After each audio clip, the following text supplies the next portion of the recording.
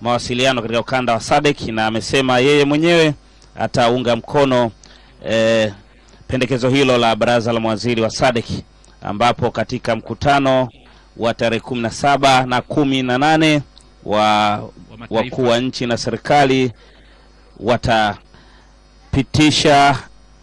watatoa maamuzi kuhusiana na pendekezo hilo lililoadhimiwa na baraza la mawaziri wa SADC lililoongozwa na Profesa Paramagamba Kabudi akiwa ni mwenyekiti wa baraza hilo.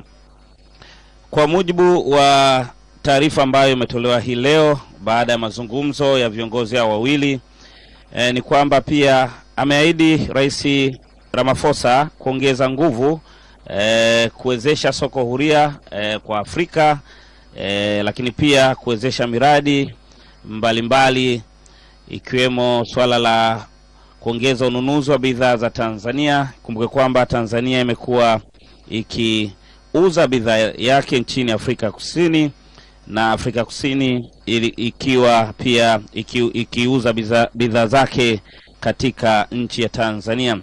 Na kwa mujibu tu wa taarifa rasmi iliyotolewa hii leo ni kwamba biashara ya Tanzania na Afrika Kusini imeongezeka na kufikia shilingi trilioni 2 na bilioni 687 kwa mwaka jana 2018.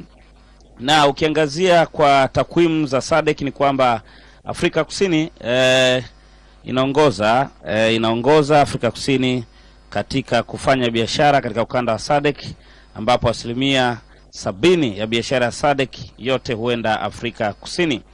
Na Rais Magufuli pia katika mazungumzo yake baada ya mkutano na mwenzake na mgeni wake Rais Matamela Cyrill Ramaphosa alisema ni vyema sasa Tanzania ikaanza kuvutia wawekezaji kutoka nchini Afrika Kusini, kwa sababu wamesema Tanzania hivi sasa inaelekea uchumi wa kati, kwa ni vyema pia kuvutia wawekezaji na wafanyabiashara kuja kuwekeza nchini Tanzania. Pia katika swala zima la utalii, Rais Magufuli aligusia ni kwamba nchi ya Afrika Kusini imekuwa ni mfano mzuri sana, ambapo kwa mwaka inavutia idadi ya watalii milioni 5 ukilinganisha na Tanzania ambayo inavutia watalii milioni 1.5, licha ya kwamba nchi hizi zote zimekuwa na vivutio vingi kweli, lakini Tanzania ukiangazia pia imekuwa na vivutio vya aina mbalimbali, ikiwemo vivutio vya hifadhi za taifa, mbuga za wanyama, lakini pia vivutio vya fukwe, lakini vivutio vya utamaduni pia navyo vimekuwa ni miongoni mwa rasilimali tosha. Na sasa ukumbi umekucha simama, ambapo viongozi hao wawili wanaingia ukumbini tayari kabisa kufungua jukwaa hili la biashara. Rais Magufuli huyo akiingia sambamba na mgeni wake Rais Cyrill Ramaphosa. Ni kurejesha ukumbini kisha tuendelea.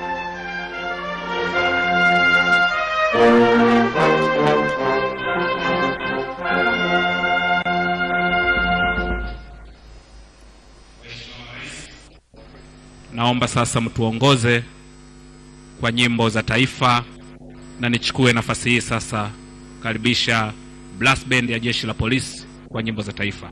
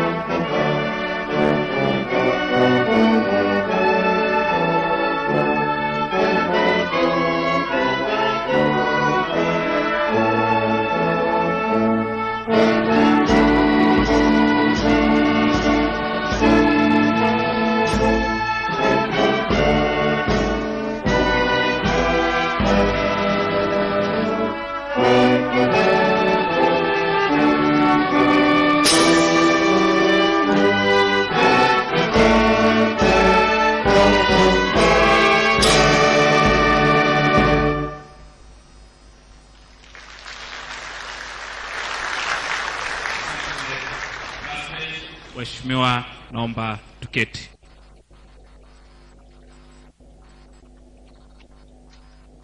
Waheshimiwa marais,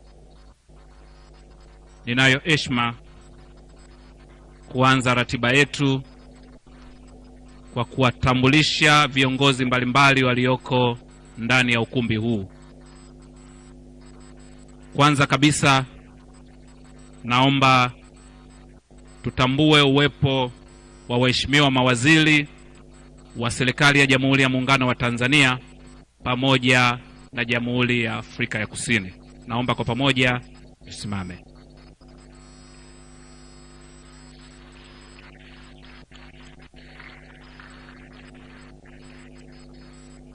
Waheshimiwa marais, wapo pia manaibu mawaziri kutoka serikali ya Jamhuri ya Muungano wa Tanzania.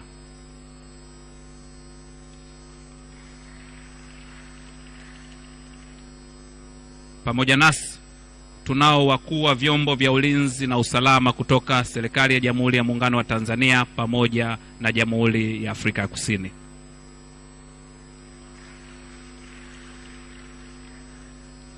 Waheshimiwa marais, naomba mtambue uwepo wa waheshimiwa mabalozi na wawakilishi wa taasisi za kimataifa nchini Tanzania, ambassadors and head of international institution in Tanzania. Naomba pia mtambue uwepo wa waheshimiwa wabunge wa Bunge la Jamhuri ya Muungano wa Tanzania.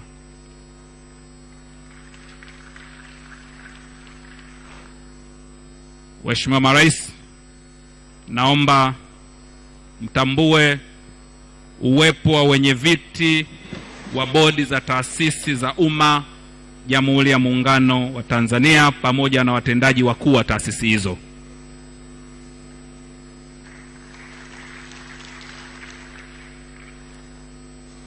Kwa namna pekee, naomba mtambue uwepo wa wenyeviti na watendaji wakuu wa taasisi za sekta binafsi nchini Tanzania na zile kutoka Jamhuri ya Afrika Kusini.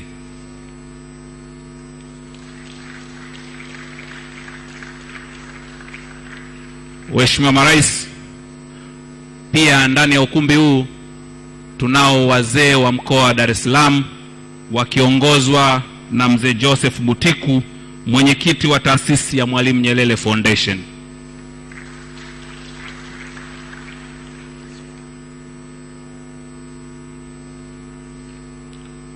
Waheshimiwa marais, baada ya utambulisho huo, kwa heshima na taadhima, naomba sasa nimkaribishe Mr. Salum Shamte, mwenyekiti wa Tanzania Private Sector na SADC Business Forum, aje atoe salamu za utangulizi.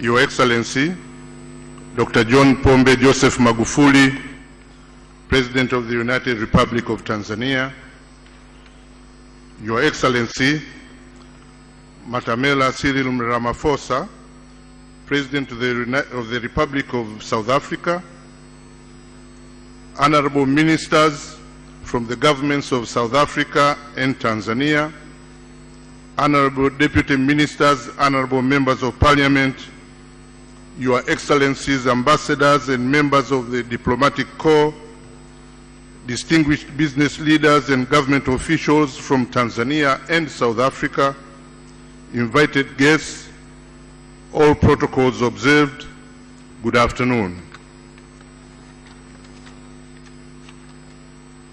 On behalf of the private sector in Tanzania, I would like to extend a very warm welcome to our brothers and sisters from South Africa.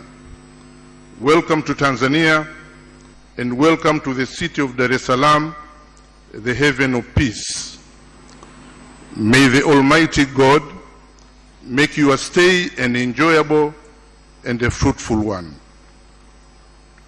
May I take this opportunity to express our profound appreciation to Your Excellency President Cyrill Ramaphosa and members of the South African delegation for your timely visit to Tanzania to further explore investment and trading opportunities and to cement the long-standing bilateral economic and historical ties between our two countries. I would like to extend our sincere appreciation to Your Excellency President Magufuli for inviting and welcoming President Ramaphosa and his delegation.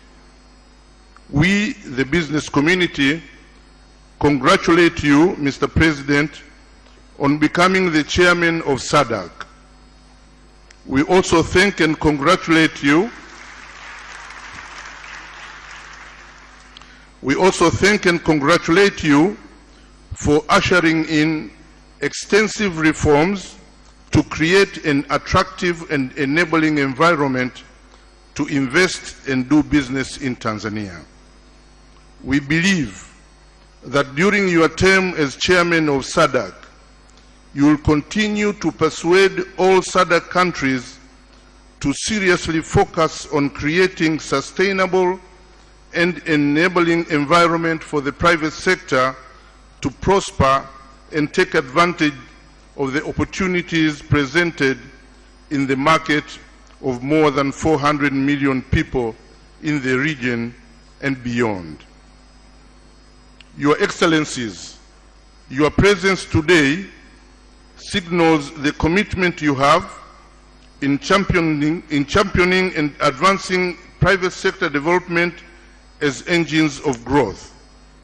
This will lead to the prosperity of businesses, employment, and economic progress of our countries and our people. We would like to assure you of the support and commitment of the private sector in ensuring that together, in partnership, we succeed in this noble endeavor. Your Excellencies, today's forum affords an opportunity for the South African delegates to learn, share experiences, and exchange information about Tanzania's numerous investment and business opportunities. It is also an avenue which will establish robust linkages leading to creation of viable business connections and partnerships for the mutual benefits of the citizens of Tanzania and South Africa. Your Excellencies and distinguished ladies and gentlemen, Tanzania is among the top 5 fastest growing economies in the whole of Africa, growing at around 7% per annum for the last decade. Tanzania offers massive opportunities in agriculture, livestock, fisheries, mining, tourism, manufacturing, transport, logistics, construction, to name but a few sectors. The 5th phase government of the United Republic of Tanzania, under the able leadership of His Excellency Dr. John Joseph Magufuli, has focused on industrialization as a vision towards achieving middle income status by 2025. Apart from adopting a zero-tolerance corruption strategy, the public and the private sector have jointly developed a blueprint for regulatory reforms to improve the investment and business environment, and its implementation is already underway. Fully implemented, this will completely change the way Tanzania is facilitating entrepreneurs to invest and do business. Tanzania is also massively investing in improving rail, road, ports, and communication infrastructure, the production, transmission, and distribution of energy from various sources, to support the industrialization drive and the improvement of our human resources. Through the reforms and public investment, business environment is steadily improving, and coupled with our peace and stability and the unique geographical positioning of Tanzania, we are a very attractive investment destination. The private sector strives to complement the public sector through public-private partnership and through private investment. Your Excellencies, distinguished ladies and gentlemen, we are aware of South Africa's technological, financial, and trade capabilities in various sectors. We believe that through working together in partnership, we can achieve serious development which will be mutually beneficial. We urge that any investment should consider a joint venture approach with local entrepreneurs to ensure a win-win situation to develop. The state visit of Your Excellency President Ramaphosa to Tanzania has come at the right time to revitalize investment and business relationship between our countries. With the backdrop of the SADC meetings, we can deepen the ties of regional integration and further contribute to the economic growth and wealth creation in the region and in Africa. Excellencies, distinguished ladies and gentlemen, we again welcome our brothers and sisters from South Africa and beyond to join us in exploring areas of partnerships for investing in Tanzania and in the region in a collaborative win-win approach. We strongly urge the public and the private sector players across the continent to rethink, to unlearn competition, and to embrace more collaboration. Let us work together in public-private partnerships for all endeavors, large and small, because together we will succeed. While you are here, please also visit the many unmatched touristic attractions of Kilimanjaro, Serengeti, Ngorongoro, Zanzibar, and many others, which this beautiful country and the hospitable people of Tanzania have to offer. Karibuni sana na mjisikie mko nyumbani, and thank you very much for your kind attention. Asante sana na kushukuru. Waheshimiwa marais, sasa ni zamu ya kusikia salamu kutoka kwa mkuu wa mfuko wa Somafco. Nimkaribishe sasa Mr. Tiolohelo Mohorathe kutoka Somafco, kirefu chake ni Solomon Maharang Freedom College. Asante na karibu. Your Excellency President Dr. John Pombe Joseph Magufuli, President of the United Republic of Tanzania, Your Excellency President Cyrill Ramaphosa, President of the Republic of South Africa, Honorable Ministers, Honorable High Commissioners and Ambassadors, Honorable Permanent Secretaries, distinguished guests, ladies and gentlemen, all protocol observed. My name is Tulu Muhlati. I grew up in Morogoro from 1983 to 1989.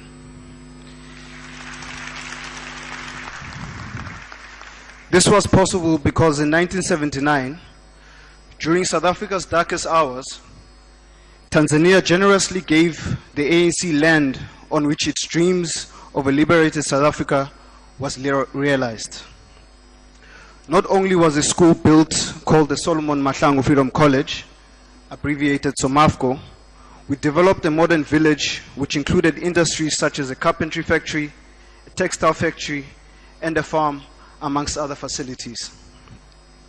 In our time in Morogoro, at Somafco, during our developmental years, they were so profound and meaningful that together with my team, we have undertaken 11 educational tours since 2008 and we have brought over 400 youth on a pilgrimage to what is best described as a Mecca of the liberation struggle.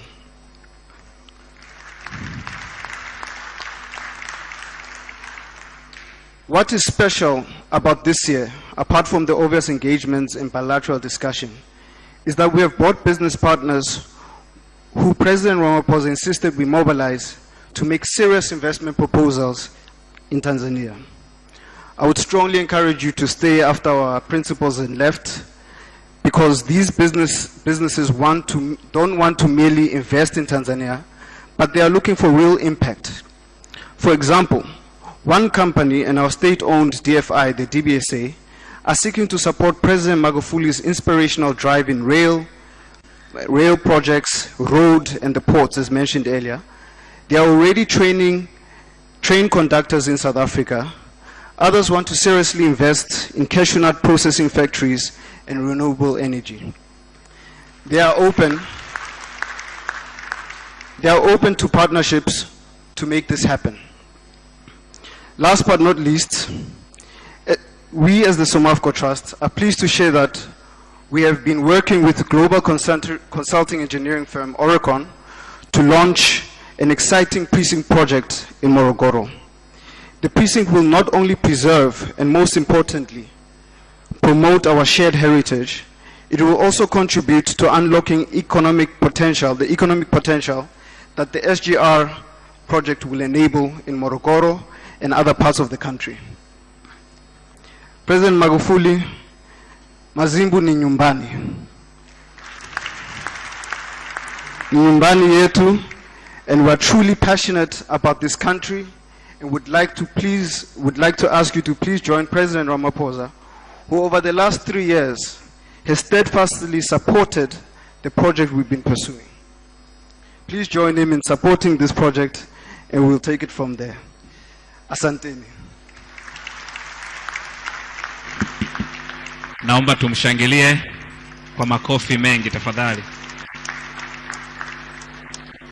Mheshimiwa Marais Dkt John Pombe Magufuli, Rais wa Jamhuri ya Muungano wa Tanzania, na Mheshimiwa Cyrill Ramaphosa, Rais wa Jamhuri ya Afrika Kusini,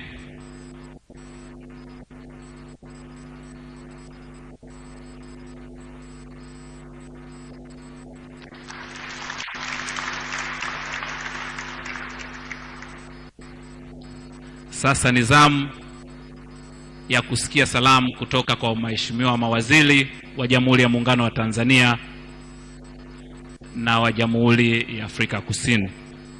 Na tutaanza na Mheshimiwa Balozi Amina Salum Ali, Waziri wa Biashara na Viwanda kutoka Serikali ya Mapinduzi ya Zanzibar. Mheshimiwa Balozi, karibu.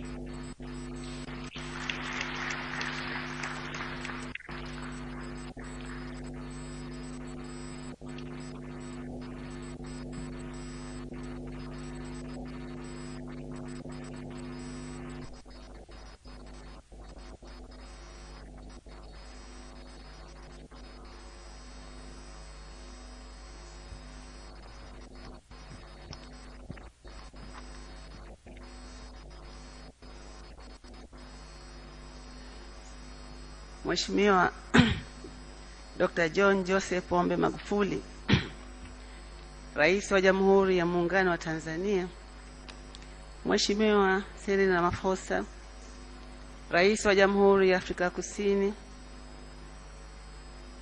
Mheshimiwa Profesa Kabudi, Waziri wa Mambo ya Nje na Ushirikiano Afrika Mashariki, Mheshimiwa Waziri wa Mambo ya Nje na Mapando wa Serikali wa Jamhuri ya Afrika Kusini, Mheshimiwa Innocent Bashungwa, Waziri wa Viwanda na Biashara Jamhuri ya Muungano wa Tanzania, Mheshimiwa Nkosani Kobaye Ngubane, Waziri wa Utalii wa Jamhuri ya Afrika Kusini, waheshimiwa mawaziri wa Serikali ya Muungano wa Tanzania na Jamhuri ya Afrika Kusini, waheshimiwa viongozi wa vyombo vya ulinzi na viongozi wa vyama mbalimbali vya serikali ya Muungano wa Tanzania, Mheshimiwa Salum Shamte, mwenyekiti wa taasisi ya sekta binafsi na taasisi ya wafanyabiashara wa SADC, wawakilishi wa Jumuiya ya Wafanyabiashara wa Tanzania, wawakilishi kutoka wafanyabiashara kutoka Afrika Kusini, wageni waalikwa, mabibi na mabwana, itifaki imezingatiwa. Mheshimiwa Rais, awali ya yote naomba nianze kwa kumshukuru Mwenyezi Mungu mtukufu kwa kutujalia uzima na kuweza kukutana siku hii maalum katika jitihada ya kuimarisha ushirikiano wa nchi zetu mbili, Tanzania na Afrika Kusini. Pia namshukuru Mwenyezi Mungu kwa kuzijalia nchi zetu hizi kubaki katika hali ya amani, utulivu na upendo katika jamii yetu, na tunamuomba Mola wetu aendelee kuzibariki nchi zetu hizi na watu wake ziendelee kuwa ni nchi za amani na utulivu daima na milele. Pia tunamuomba Mwenyezi Mungu akujalie wewe rais wetu mpendwa Mheshimiwa Dkt John Pombe Magufuli na ndugu yako Mheshimiwa Cyrill Ramaphosa afya njema, hekima na busara za kuendelea kutuongoza nchi zetu. Mheshimiwa Rais, naomba nichukue nafasi hii ya kushukuru kupata fursa hii adhimu ya kusimama mbele yenu kuzungumza machache kuhusu mkutano huu, jukwaa hili maalum ambao unalenga kuimarisha udugu wetu na mshikamano wetu ulioanzishwa na baba wa taifa hayati Mwalimu Julius Kambarage Nyerere na mwenzake hayati mzee Nelson Mandela katika jitihada zao za kulikomboa bara letu la Afrika. Hivyo mjumuiko huu wetu ni katika jitihada za kuendelea kuzienzi fikra za waasisi wetu, kukumbuka historia yetu, silika na utamaduni wetu ambavyo ni tunu kubwa za mataifa yetu. Waheshimiwa Marais, tunakupongezeni sana sana kwa uamuzi wenu huu wa kuja hapa kusikiliza katika hili jukwaa maalum la biashara.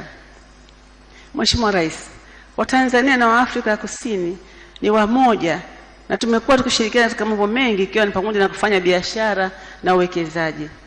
Jambo la kufurahisha zaidi ni kuwa uwekezaji wa nchi ya Afrika Kusini umefika hadi Zanzibar na tunauthamini sana.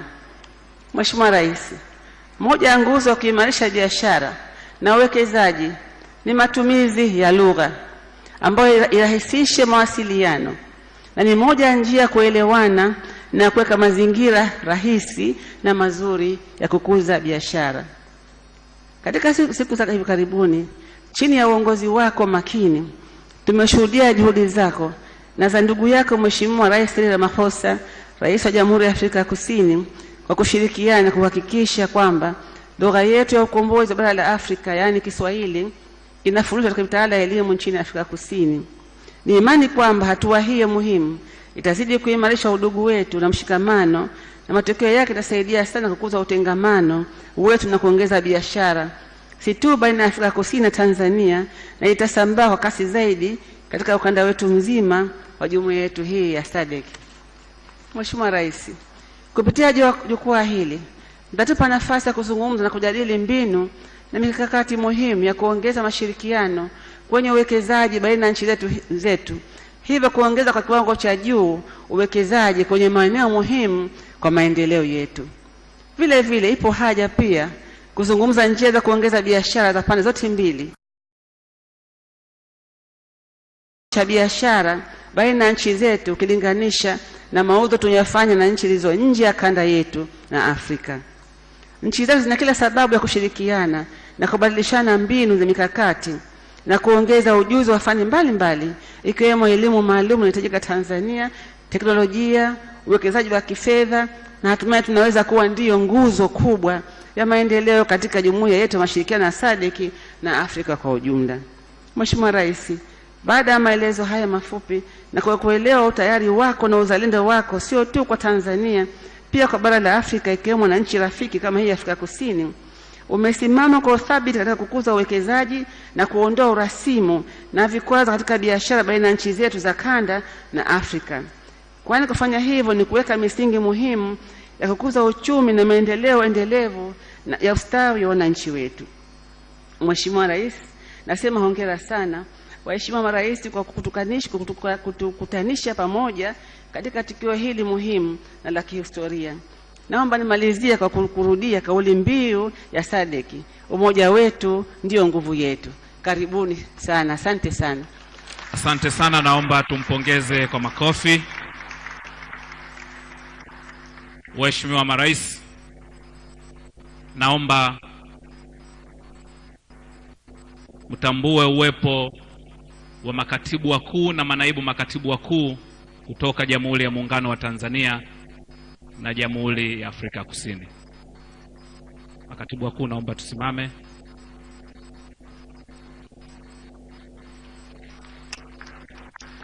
Asanteni sana. Waheshimiwa marais, sasa ni zamu ya kusikia salamu kutoka Jamhuri ya Afrika ya Kusini, na kwa heshima kubwa naomba nimkaribishe Kensani Kubai Ngubane, waziri wa utalii kutoka Jamhuri ya Afrika ya Kusini. Thank you very much, Program Director.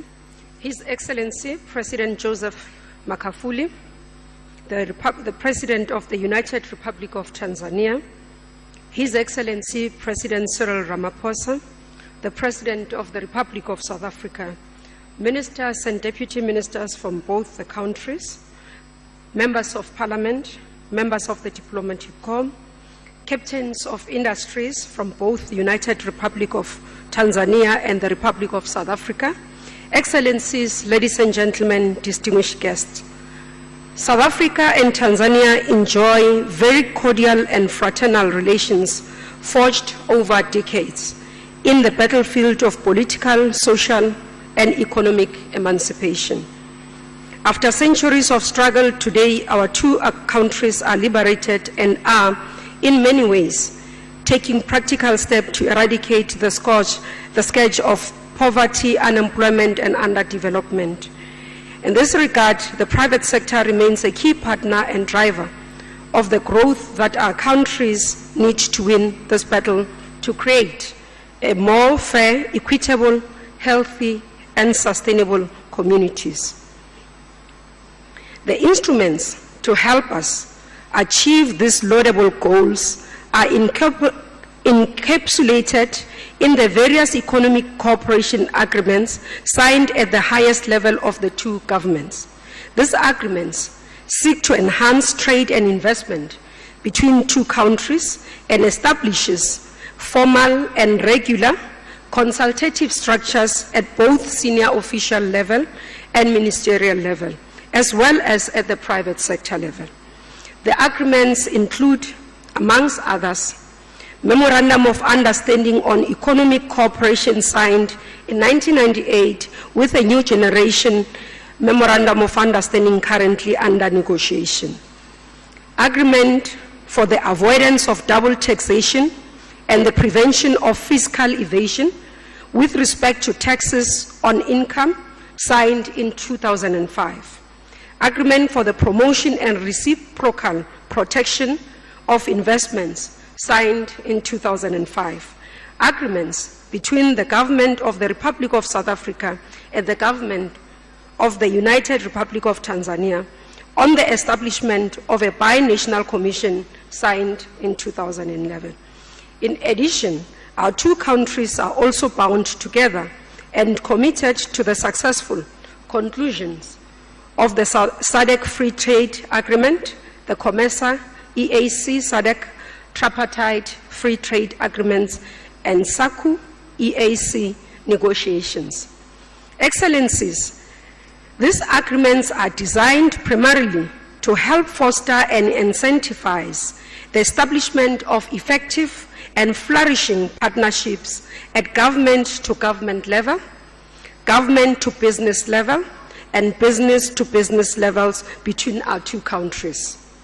It is within this spirit that our government, aptly led by President Cyrill Ramaphosa, has made a conscious and deliberate decision to advocate for the inclusion of a business forum on the margins of every state visits or high-level event to accentuate the importance of partnerships and cooperation to enable the realization of strategic objectives outlined in our national, regional, continental, and international levels.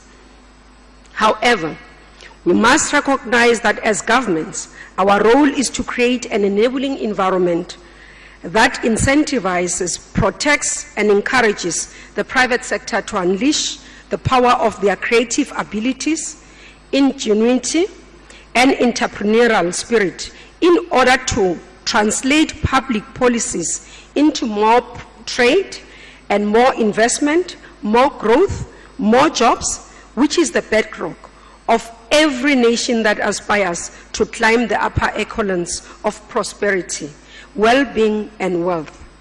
It is our deep desire to work together with the government and people of Tanzania to achieve these noble goals.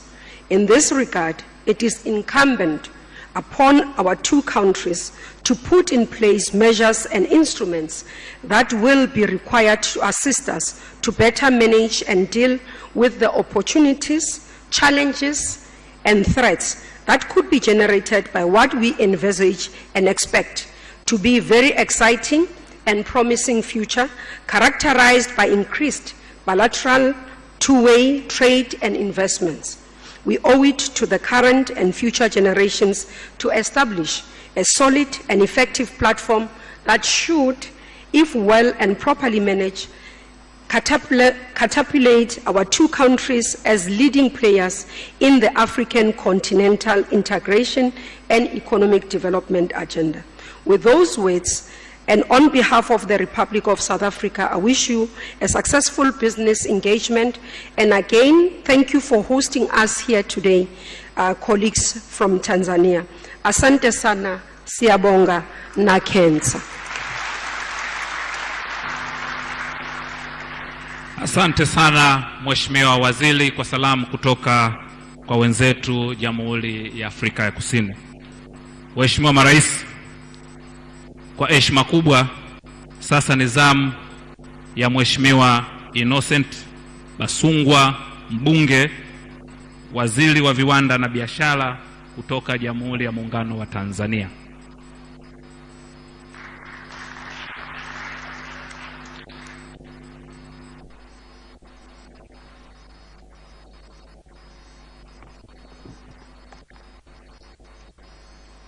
Mheshimiwa Dkt John Pombe Magufuli, Rais wa Jamhuri ya Muungano wa Tanzania, Mheshimiwa Cyrill Ramaphosa, Rais wa Jamhuri ya Afrika Kusini, Waheshimiwa mawaziri kutoka Jamhuri ya Afrika Kusini, Waheshimiwa mawaziri wa Jamhuri ya Muungano wa Tanzania, Mheshimiwa Engineer Stella Manyanya, Naibu Waziri wa Viwanda na Biashara, Waheshimiwa manaibu waziri mliopo hapa, Waheshimiwa mabalozi, Mheshimiwa Suleiman Sadik, mwenyekiti wa kamati ya kudumu ya Bunge ya Viwanda, Biashara na Mazingira, Katibu Mkuu wa Wizara ya Viwanda na Biashara Profesa Buchoshaija, Waheshimiwa wabunge wenzangu, Waheshimiwa wajumbe wa Baraza la Wawakilishi Serikali ya Mapinduzi Zanzibar, natambua uwepo wa mzee Joseph Butiku, mwenyekiti wa Nyerere Foundation,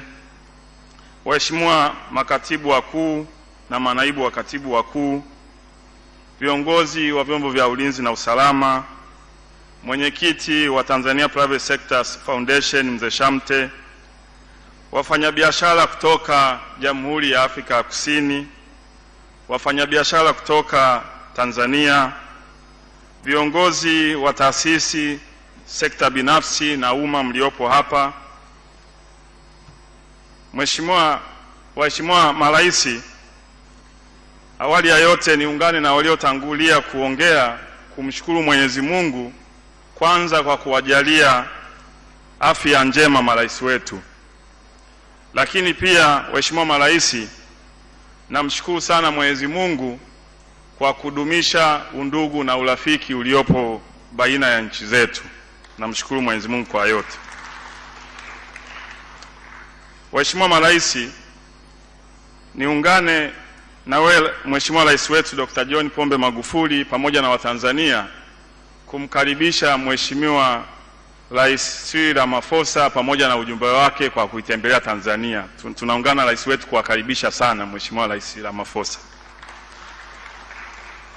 Mheshimiwa Marais, sijasimama mbele yenu kuhutubia, bali nimesimama mbele yenu kwanza kwa niaba ya Jumuiya ya Wafanyabiashara kutoka Tanzania na Afrika Kusini kuwashukuruni sana kwa kutenga muda wenu pamoja na majukumu mlionayo. Mmetuheshimu sana kuja kuzungumza na sisi. Tunawashukuru sana kwa niaba ya halaiki iliyopo mbele yenu. Lakini pia nitumie nafasi hii kuwashukuru sana Jumuiya ya Wafanyabiashara wa Tanzania na Afrika Kusini. Kwa kweli ukumbi umejaa mpaka ni raha tupu. Nawashukuru sana kwa kujitokeza kuwasikiliza na kuwapokea marais wetu. Wafanyabiashara kutoka Tanzania, sasa kazi kwenu. Mheshimiwa Rais wetu, kwanza tunakushukuru sana jitihada za serikali unayoiongoza za kujenga miundombinu mbalimbali, ujenzi wa reli, umeme, bandari, shirika la ndege. Sasa tunaona jitihada zako za kuhakikisha miundombinu hii inasaidia sekta zinazozalisha tunakupongeza sana kwa kuendelea kuiweka private sector mbele, kwani private sector ndiyo engine ya kusaidia Watanzania kwenda kwenye uchumi wa kati. Tunakupongeza sana rais wetu kwa jitihada hizo. Tunakushukuru kwa kuendelea kutuandalia na kuweka mazingira ya wafanyabiashara wetu kufanya bilateral engagement pamoja na wafanyabiashara wengine. Tunawashukuru sana wafanyabiashara kutoka Afrika Kusini. Hapa ni kwenu. Matumaini yangu ni kwamba mtakaa na wafanyabiashara kutoka Tanzania, muongee dili na dili hizo zifanyikie hapa Tanzania, kwa sababu Tanzania kila kukicha tunazidi kuweka mazingira uwezeshi ya kufanya biashara na kuwekeza hapa. Kwa hiyo tunawakaribisha sana sana. Mheshimiwa Rais, baada ya kusema hayo, na kwa vile halaiki hii na Watanzania wana hamu sana ya kusikia Mheshimiwa Rais pamoja na mgeni wako Mheshimiwa Rais Cyrill Ramaphosa, kwa heshima kabisa naomba nitumie nafasi hii Mheshimiwa Rais wetu kukaribisha ili uweze kuongea na halaiki ya wafanyabiashara pamoja na Watanzania. Mheshimiwa Rais, nakukaribisha sana.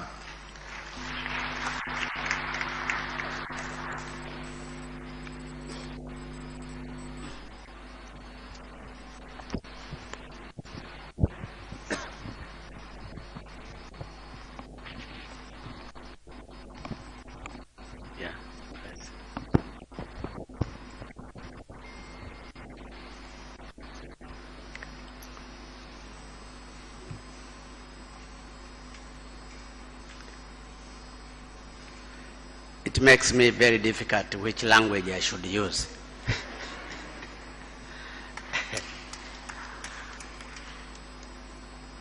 Your Excellency Cyrill Ramaphosa, President of the Republic of South Africa, Honorable Ministers from Tanzania and South Africa, Honorable Member of Parliament, Permanent Secretary, distinguished member of the business community from Tanzania and South Africa, invited guests, ladies and gentlemen.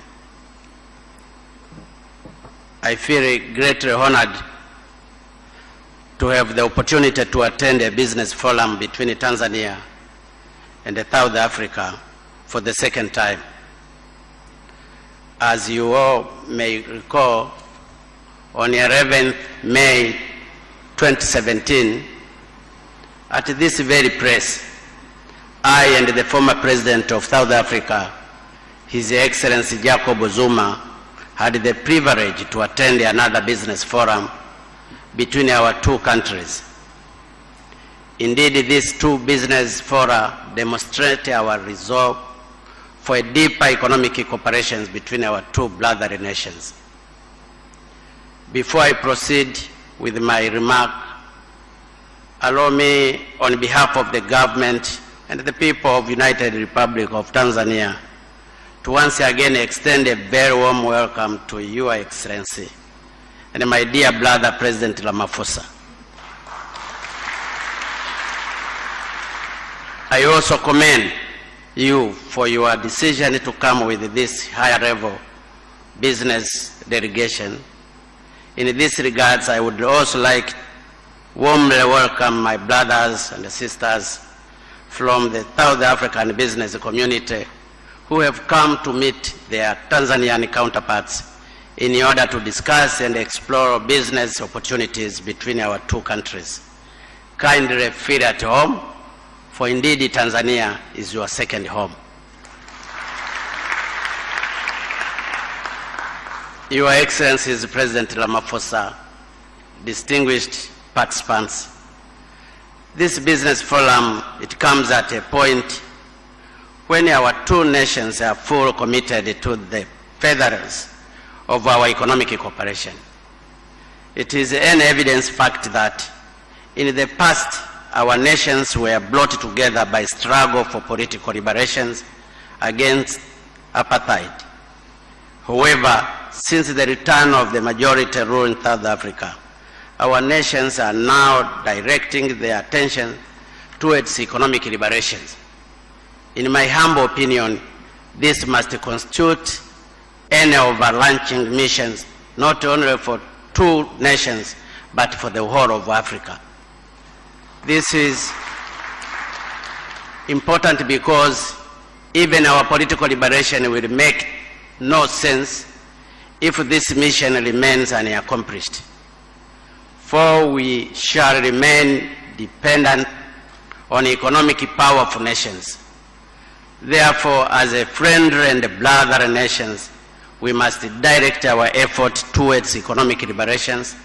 That is only directions left ahead of us, and we have no other choice. As such, this business forum must bring us together in a view to diverging on implementation concrete strategies for a more profound cooperation in the domain of trade and investment.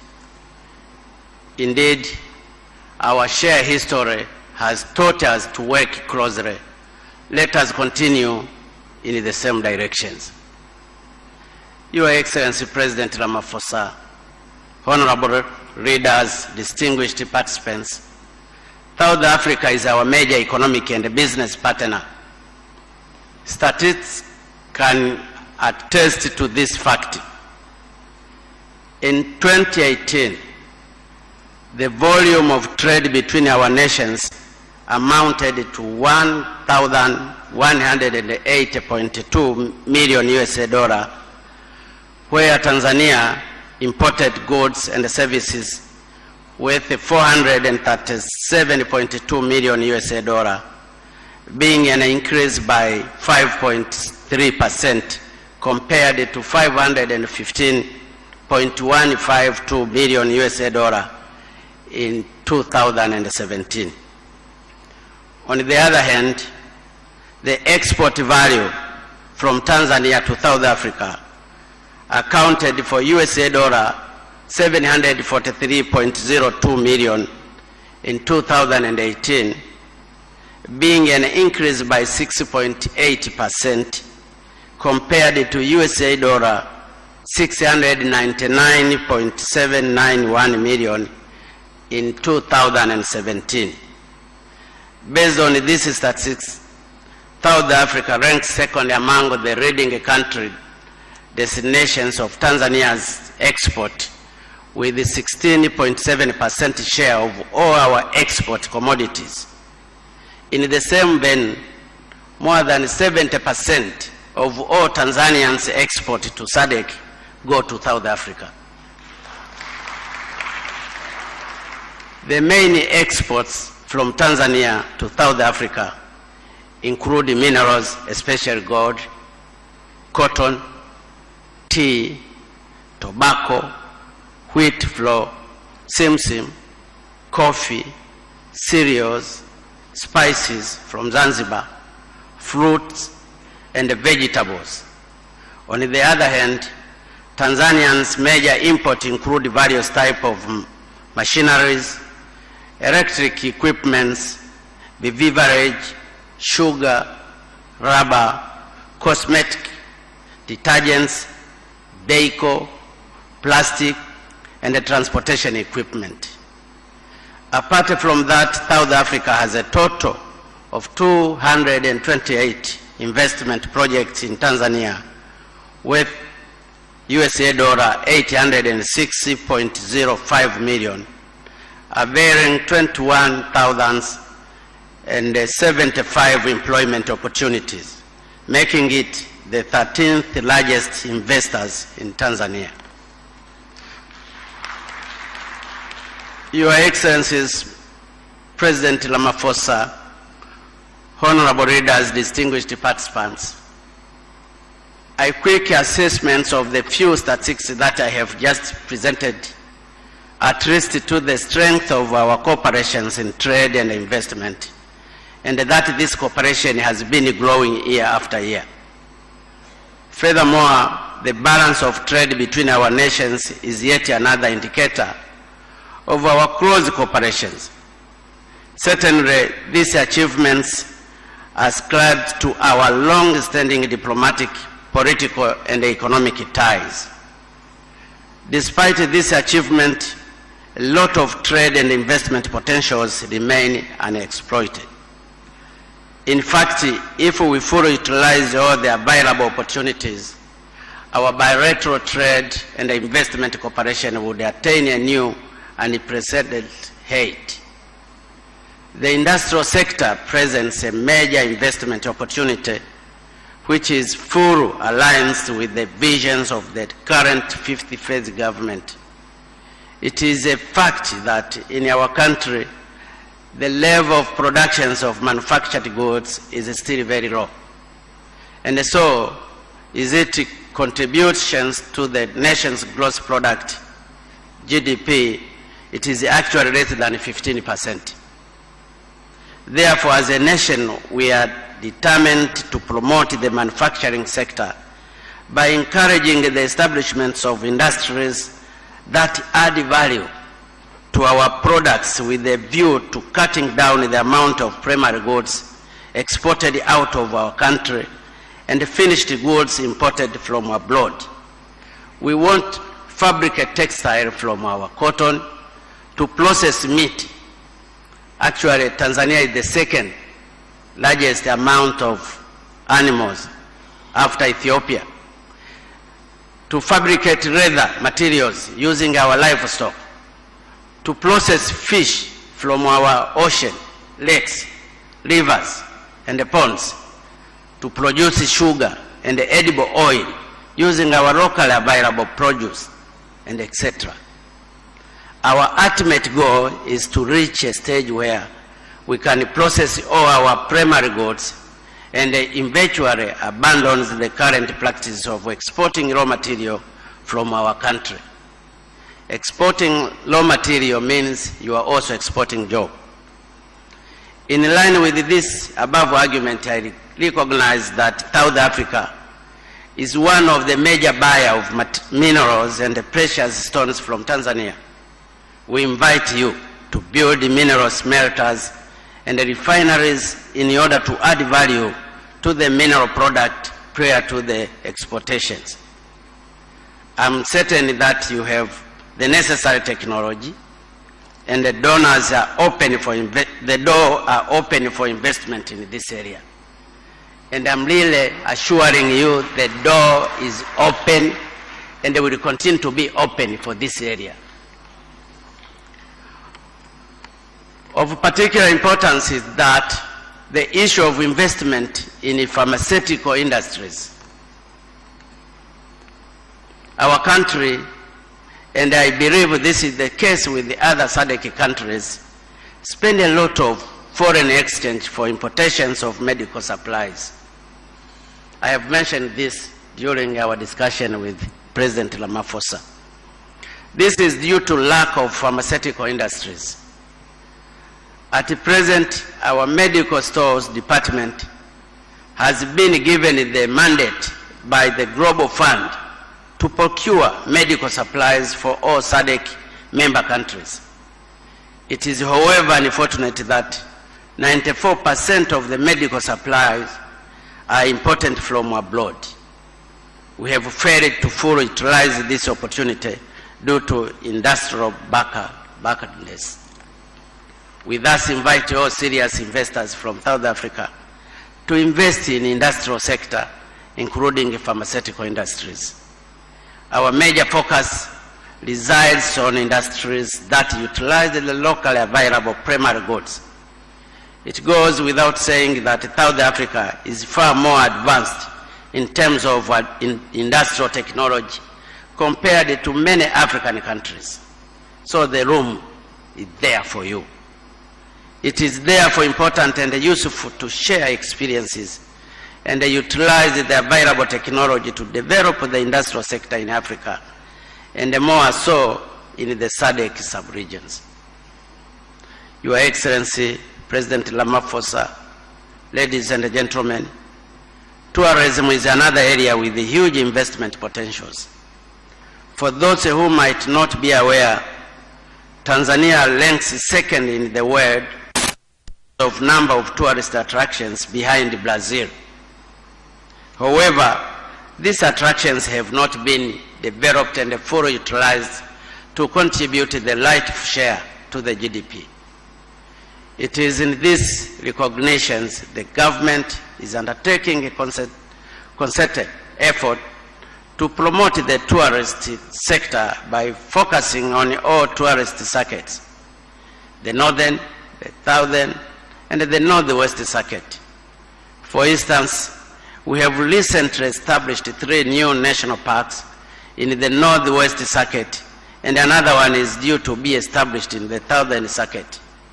Efforts are also being undertaken to develop beach tourism along the coast of Indian Ocean, with a coastline covering 1,424 kilometers.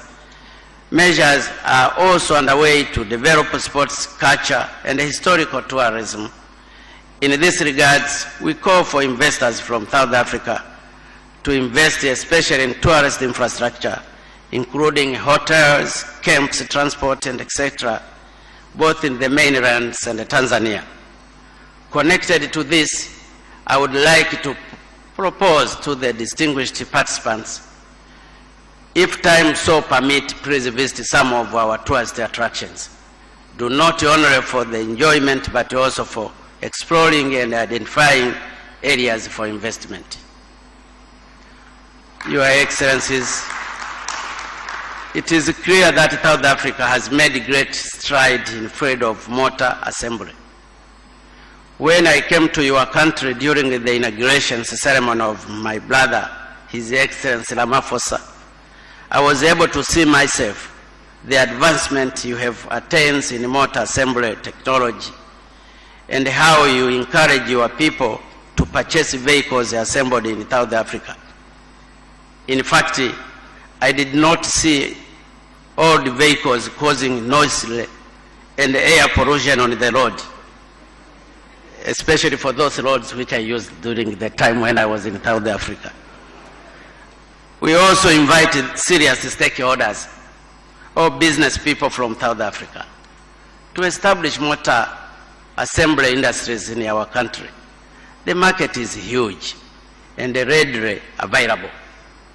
Actually, it's really unfair to buy a car 1,000 kilometers from Dar es Salaam than to buy cars just a few kilometers from South Africa.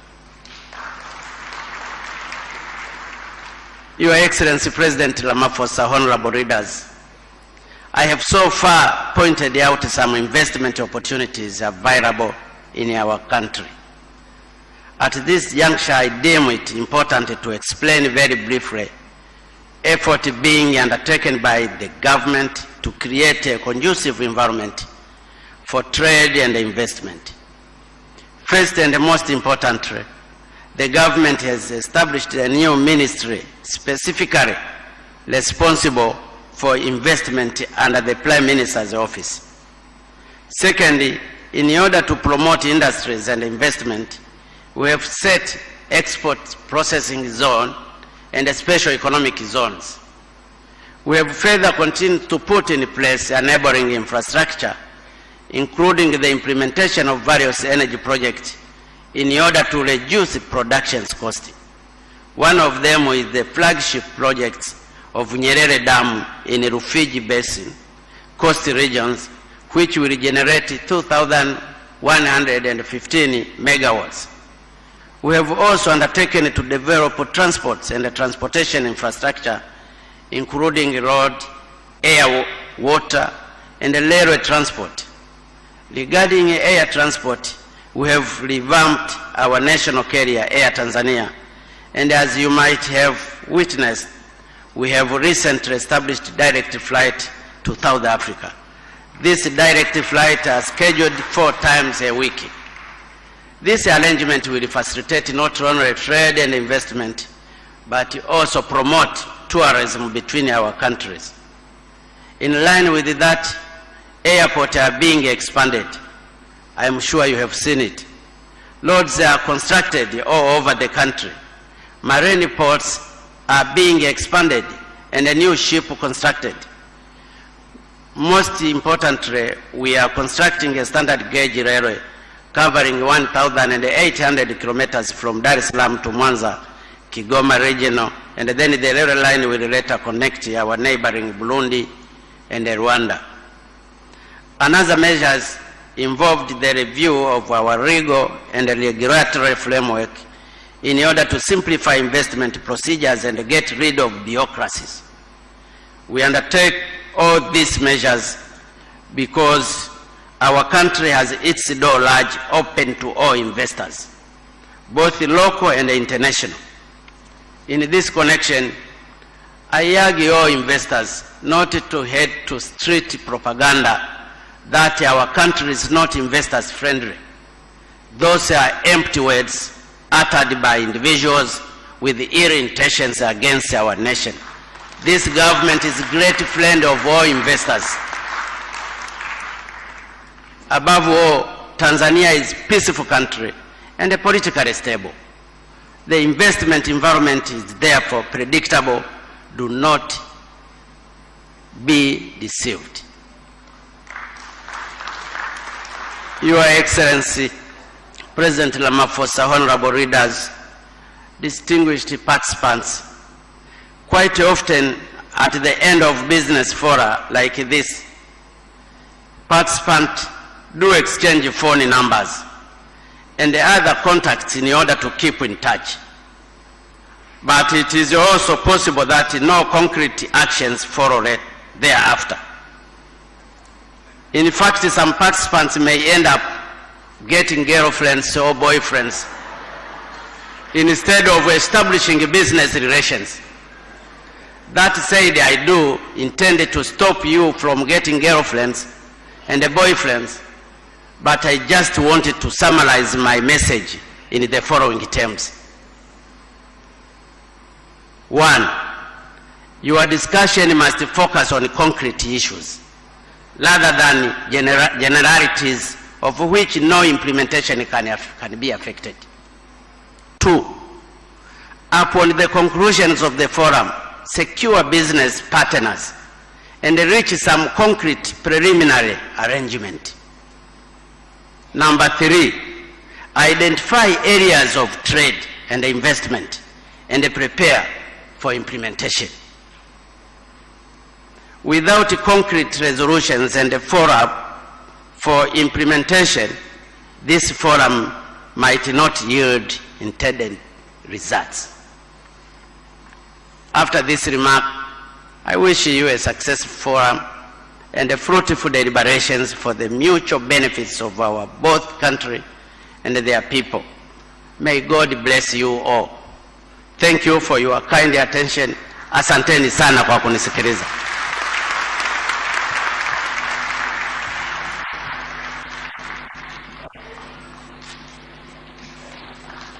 Naomba tumpigie makofi mengi sana Mheshimiwa Rais wa Jamhuri ya Muungano wa Tanzania, Dkt. John Pombe Joseph Magufuli.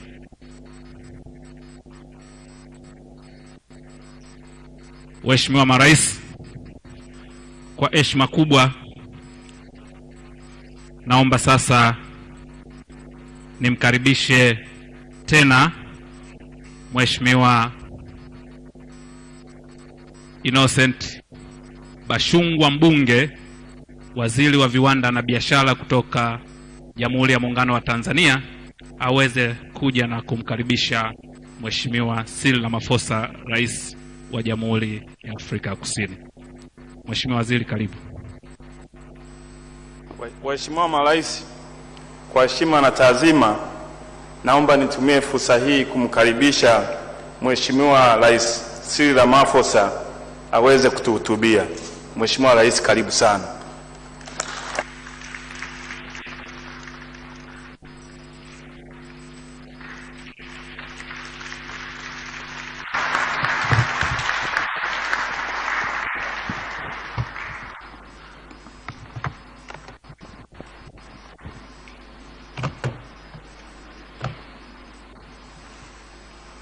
Program Director,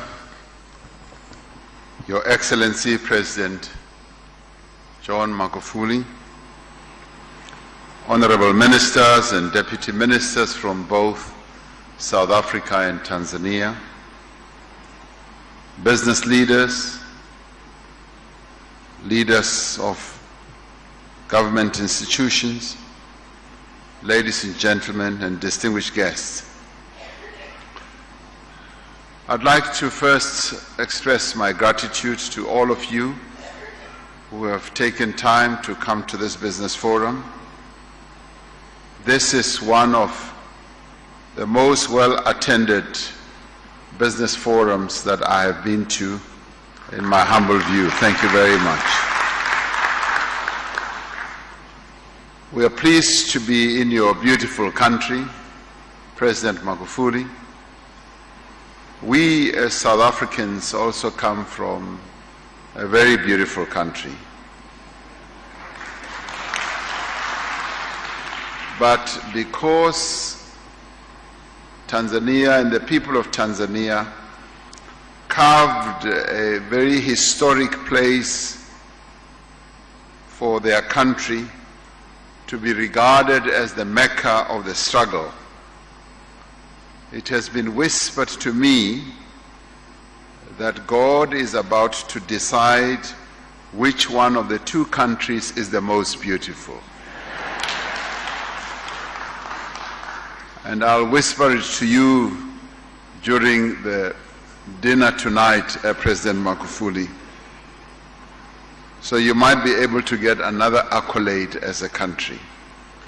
But I have no doubt it will be said that Tanzania is the most beautiful of the two countries. Having said that, allow me, Your Excellency, to pass on our condolences to the families and to the people of Tanzania following the devastating disaster that led to the deaths of more than 70 people. We wish the families of those who have lost their loved ones strength as they go through this valley of darkness, as they come to terms with their loss. But we also wish those who are still in hospital a good recovery. South Africa and Tanzania are bound together by a shared history and a shared vision of a united and prosperous Africa. We can never express our gratitude enough as South Africans for the support that you gave us as a country during our days of struggle, during our most difficult period in the history of our country. You accommodated us, you trained us, you supported us in many, many ways, and you even made enormous sacrifices. And for this we are eternally grateful. We're eternally grateful, and that is why the bonds between us are not only historic, but they are also the bonds of blood, and we thank you for this. So we've been bound together over decades by a spirit of selflessness, solidarity, and struggle. These attributes have helped us to forge a partnership that has withstood the brutality of the apartheid system and the arrogance of colonial domination. After centuries of exploitation and oppression, our continent is today free from external political dominance, thanks to the selfless sacrifices of those who have gone before us. We are therefore honored to set foot here on the soil of the United Republic of Tanzania, a country that has always been at the forefront of the struggle for the emancipation of the African people. Your Excellency, we are certain that the discussions we have had today will further strengthen the strong historic bonds between our two nations. We trust that our presence here today will enable our two countries to strengthen cooperation in every sphere of life towards the attainment of national, regional, and continental aspirations. The recent launch of and the operationalization of the African Continental Free Trade Area, an ambitious initiative to integrate the economies of this continent, provides a further opportunity for our two countries to cooperate for the mutual benefit of our people. We are therefore eager to explore how, as governments, we can work together with our respective business communities to achieve inclusive growth and development.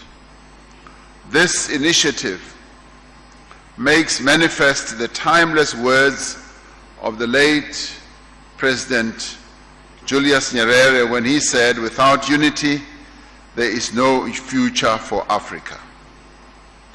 The achievement of consensus amongst African countries on the Continental Free Trade Area is a sign of the future that is to come, of a transformative Africa built on the principle of shared and inclusive growth.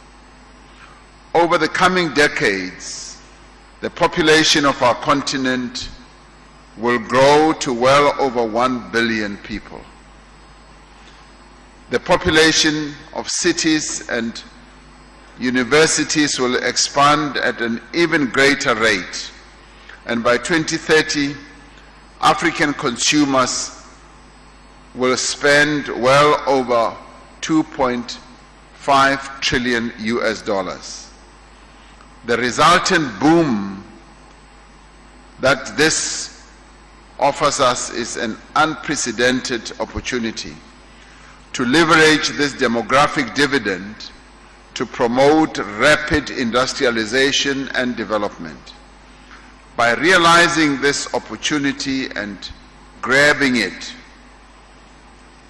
it is possible that we will be able to remove the difficulties and deal with those difficulties that we have had in the past.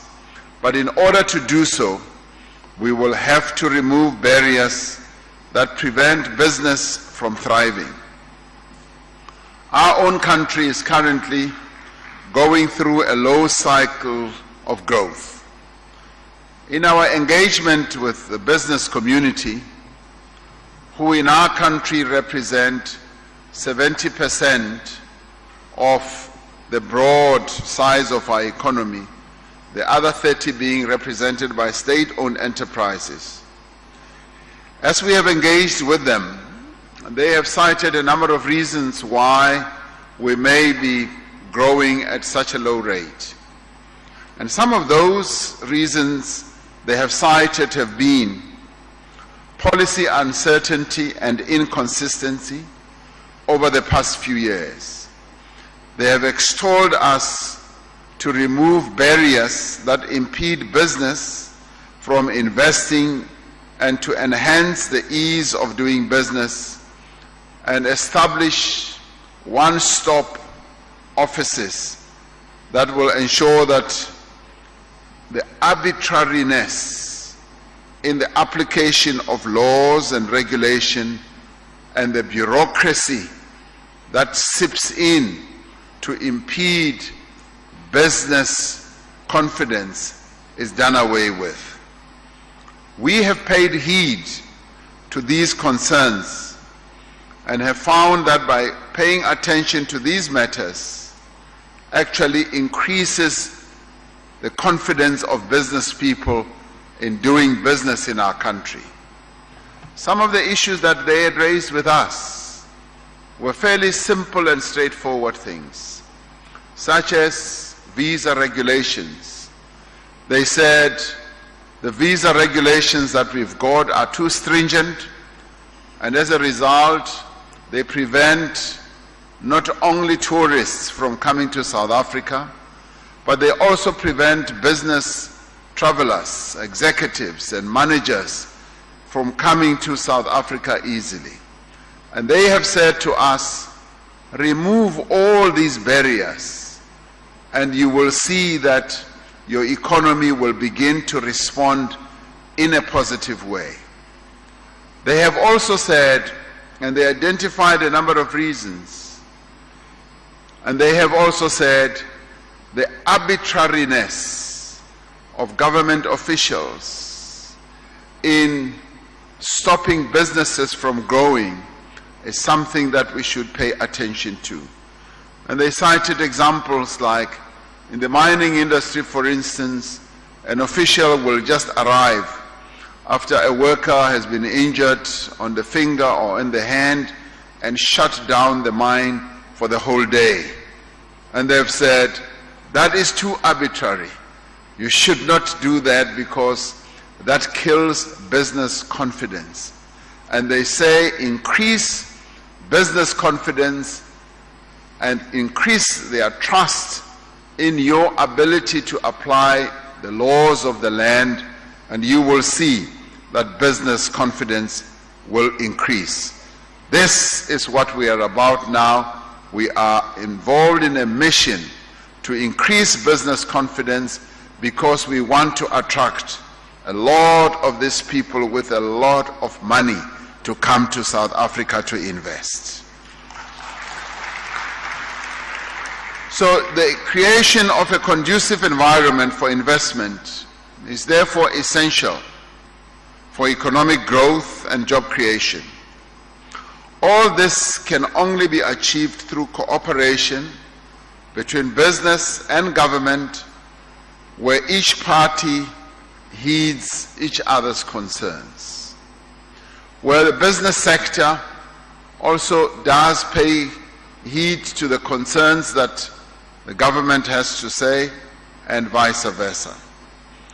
As we take steps to address these economic challenges that our country faces, we are forging stronger relations with business, but not only with business, with labor as well, and community-based organizations, so that we can tackle job creation and ensure that there is social justice across a number of areas of human endeavor.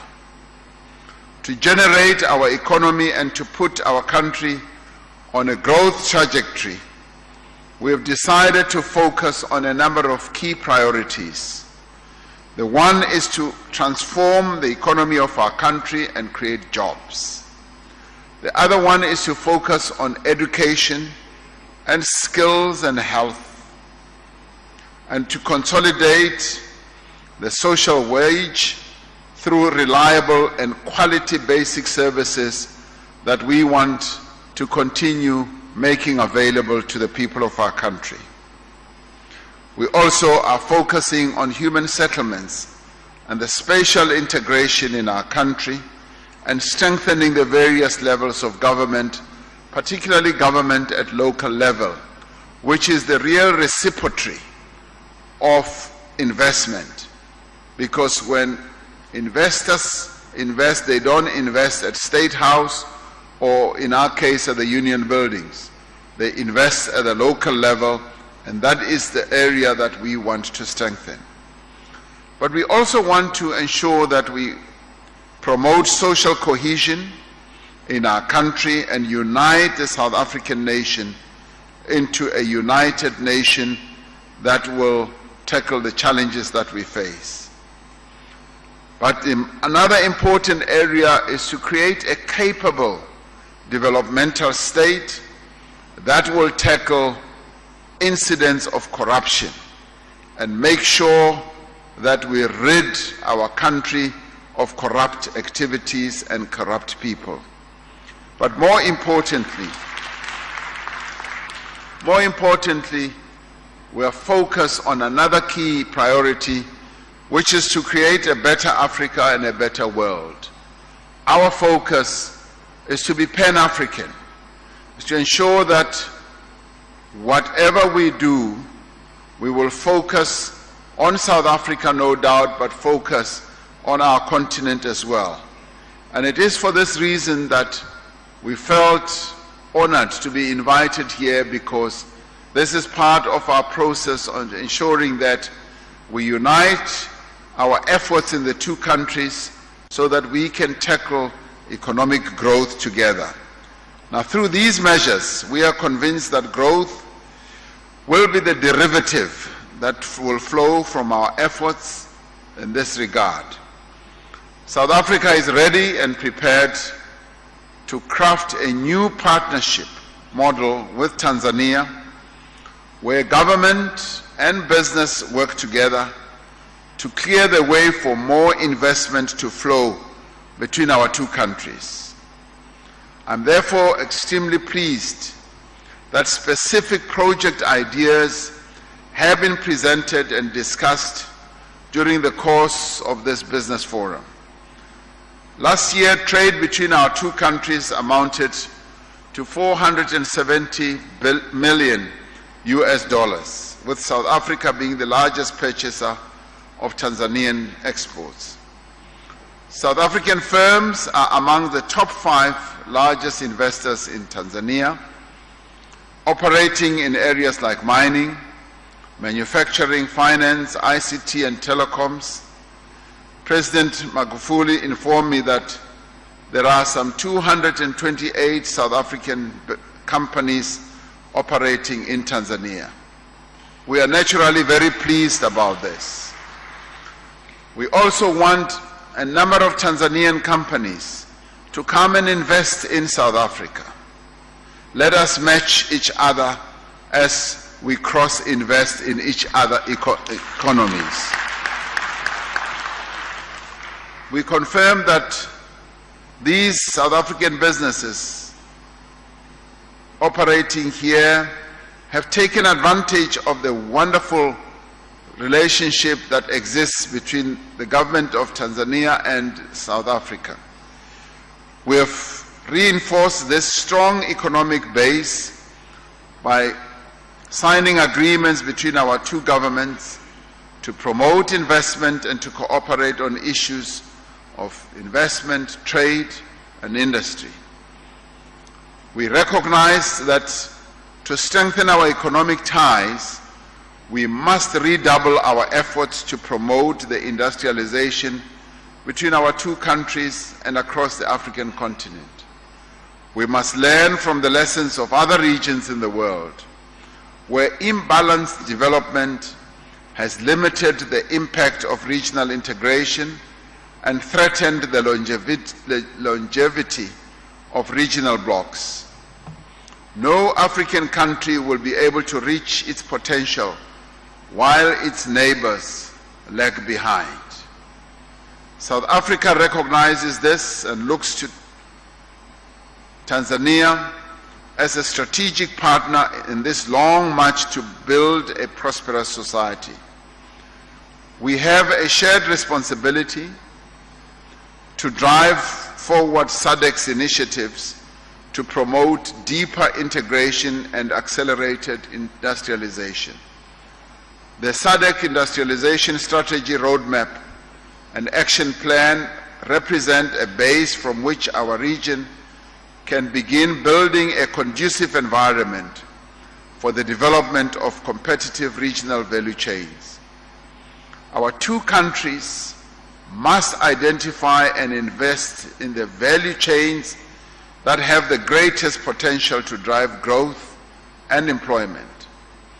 This will require that we naturally expand our efforts in developing appropriate infrastructure, improving the movement of goods across borders, and building the skills and technologies that are needed to compete in an increasingly digitized global economy.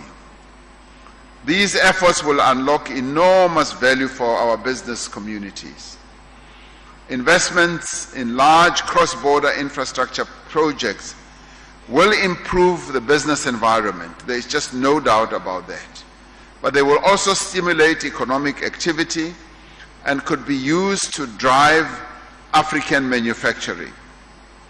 It is estimated that Africa will need to invest between $130 billion and $170 billion a year to meet our infrastructure needs. If there ever was a time for us to do all this, this is the time to do so. But through this, we will be able to empower local businesses to provide the goods and services needed to complete these projects. We must necessarily ensure that regional investments empower regional firms as well, in country. This means opening the path for regional trade, resolving outstanding border bottlenecks, and cooperating to align our customs and inspection systems. Trucks that are traveling between South Africa and Tanzania tend to spend a significant amount of time idle at border gates and border posts, slowing down the movement of goods and raising costs for exporters. We must work to develop regional systems for the movement of goods that enable trade without compromising security.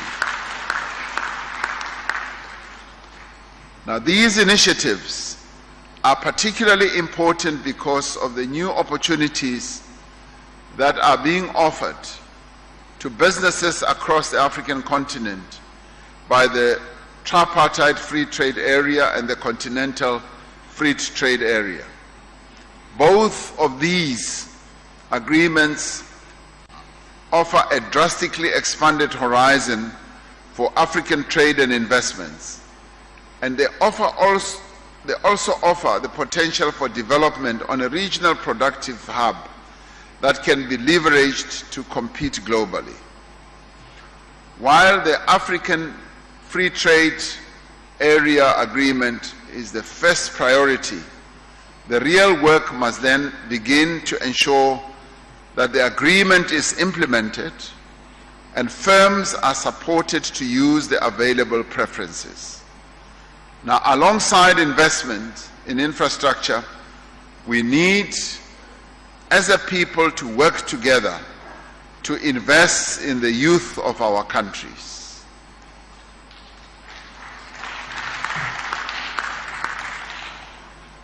The youth of our countries are the future of our continent. For the continental free trade area to succeed, we are going to need those young people to be skilled and to have a knowledge base that will enable them to build competitive industries and to open up new economic frontiers. They are the ones who will inherit the success and the progress that will be yielded by this new free trade agreement.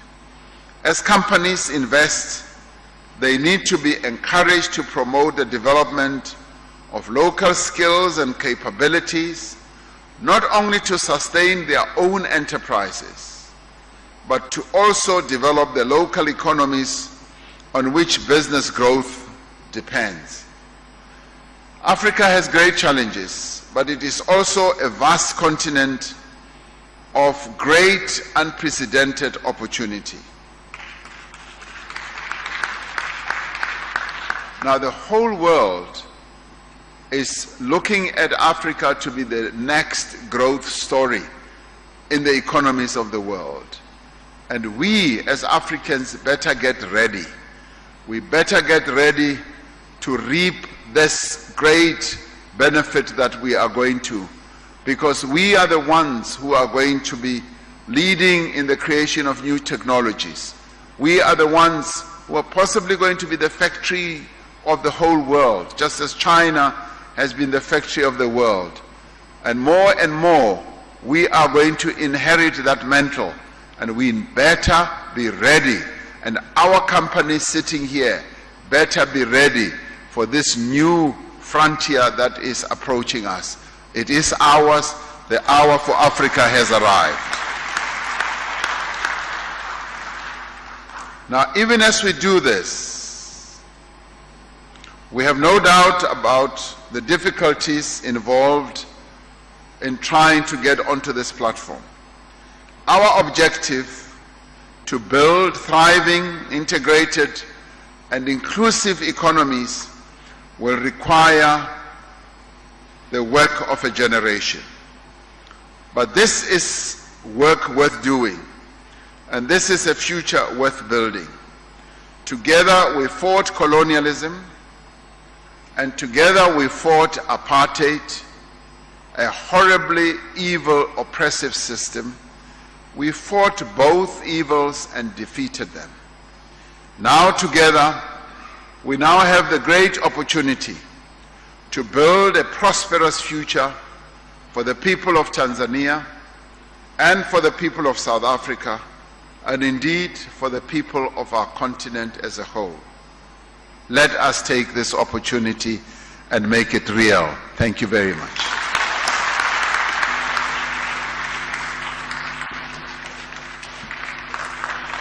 Naomba tupige makofi mengi, kumpongeze na kumshukuru kwa makofi mengi Mheshimiwa Cyrill Ramaphosa, Rais wa Jamhuri ya Afrika Kusini.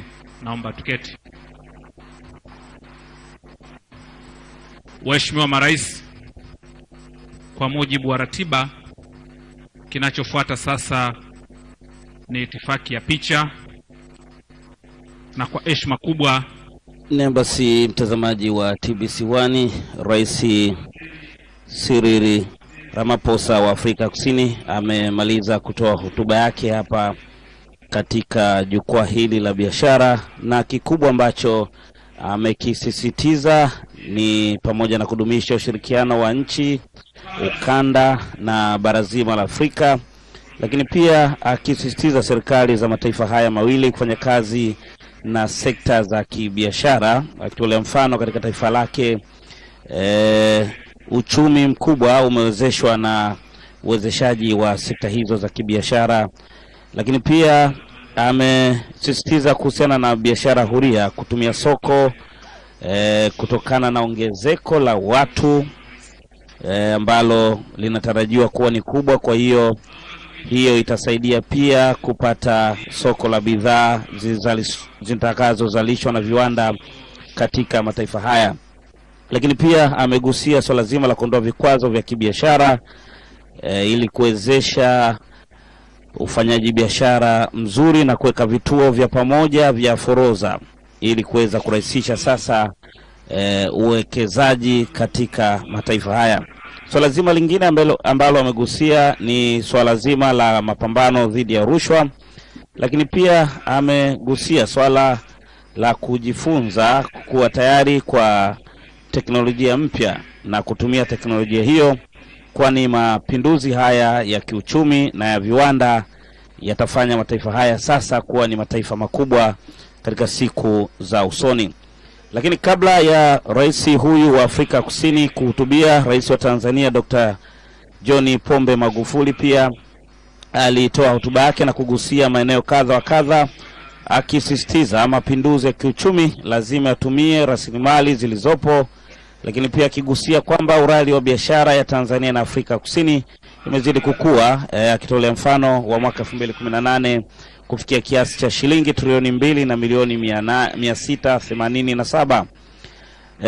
Amegusia pia swala zima la uwekezaji, akisisitiza kwamba lazima jitihada ziongezwe, kwani bado uwekezaji wa viwanda ni mdogo, lakini pia akitoa wito kwa kuongezwa thamani ya bidhaa, lakini kupunguza kuuza bidhaa ghafi nje ya nchi. Pia akisema akiwapa wafanyabiashara pia wa Afrika Kusini ambao wamefika hapa, amewatajia eneo la viwanda vya dawa kwamba ni eneo ambalo lipo wazi kwa uwekezaji, na akiwakaribisha kuweza kuja kuwekeza katika eneo hilo. Eneo lingine ambalo amewataka wafanyabiashara ambao wamefika hapa katika uwekezaji ni eneo la utalii, akisema Tanzania na Zanzibar imekuwa na maeneo mengi sana ambayo yana utalii. Amewataka licha kwenda kutembelea maeneo hayo ya utalii, lakini pia waangalie fursa zilizopo za uwekezaji katika maeneo hayo. Mheshimiwa Rais pia amegusia swala zima la kurahisisha ama kuweka mazingira mazuri ya uwekezaji, na akisema Tanzania ni eneo ambalo lina mazingira hayo mazuri kutokana na pia kuwa na amani na utulivu, lakini pia marekebisho ya sheria mbalimbali ambazo zimesaidia sasa kuwa na mazingira mazuri na kuondoa urasimu katika uwekezaji.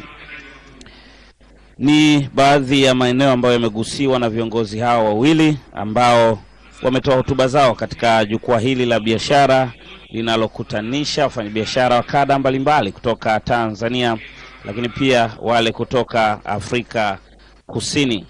Zoezi linaloendelea hapo ni picha kutoka kwa wawakilishi wa taasisi mbalimbali na viongozi mbalimbali ambao wamefika hapa katika jukwaa hili la biashara. Na nikujuze tu, wakati zoezi hili likiendelea, mwanzo kabisa kulikuwa pia na hotuba fupi kutoka kwa wawakilishi mbalimbali, akiwemo mwenyekiti wa bodi ya taasisi ya sekta binafsi Tanzania Salum Shamte, ambaye pia alitoa maombi mbalimbali kwa Mheshimiwa Rais, ambaye baadaye wiki hii atathibitishwa rasmi kuwa mwenyekiti wa Jumuiya ya Maendeleo Kusini mwa Afrika SADC. Amesema amemwomba Mheshimiwa Rais aweze kutoa ushawishi wa mazingira ya biashara kwa sekta binafsi, lakini pia amesema aweze kuonesha fursa za uwekezaji zilizopo Tanzania ambazo ni mtu mmoja mmoja, lakini pia biashara kwa ujumla wake. Jambo jingine amegusia ni kufanyiwa marekebisho ya uwekezaji ambao amekiri kwamba yamesaidia sana kuvutia wawekezaji hususani wa sekta binafsi, lakini pia kutoka nje ya nchi. Lakini pia amesisitiza kwa wawekezaji ambao wanakuja hapa nchini kuzingatia uwekezaji wenye usawa, ambao kwa lugha ya Kiingereza tunasema win-win situation, kwamba unapata na mimi napata. Lakini pia nigusie tu machache ambayo ameyazungumza Waziri wa Utalii wa Afrika Kusini Mamoloko Kubai Ngubane, yeye akiwakilisha mawaziri wa nchi hiyo. Yeye amezungumzia masuala mazima ya mazingira yenye kulinda na kuwezesha sekta binafsi, akisisitiza zaidi kwamba ndio sekta ambazo zinasaidia sana katika ukuaji wa uchumi wa taifa lolote. Lakini pia amesisitiza swala la kutafsiri sera zenye kuvutia ukuaji wa uchumi. Lakini pia amesisitiza kuwe na jukwaa la kujadili changamoto mbalimbali ambazo zimekuwa zikijitokeza katika jitihada hizi za kufikia uchumi wa viwanda, lakini pia swala zima la kuwezesha wawekezaji katika mataifa haya mawili kati ya Tanzania na Afrika Kusini. Ikumbuke kwamba Mei 2017 pia kulifanyika kongamano kubwa la kibiashara ambalo lilihusisha wafanyabiashara zaidi ya 80 kutoka Afrika Kusini, ambao pia walikuwa hapa katika ukumbi huu wa Julius Nyerere na kuweza kukutana na wafanyabiashara wa Tanzania, wakajadili mambo mbalimbali ambayo yanaweza kusaidia ufanyaji biashara kati ya mataifa haya mawili ambayo yamekuwa na historia kubwa sana ya urafiki wa kihistoria, lakini pia ushirikiano baina ya mataifa haya mawili ambao umekuwa kwa muda mrefu.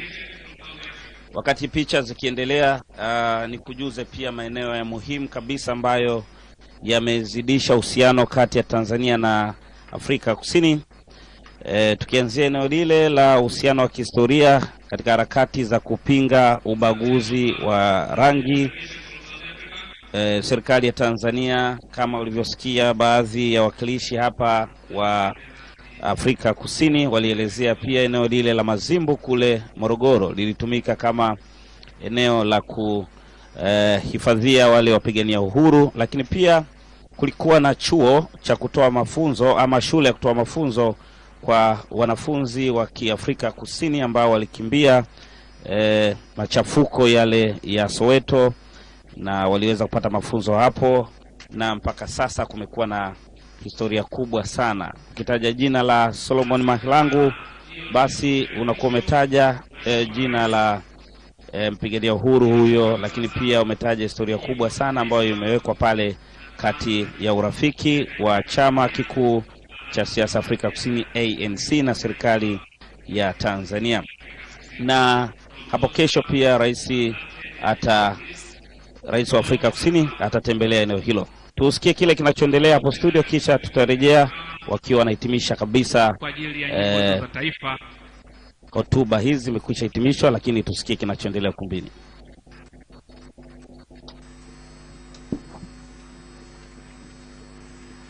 Brass band.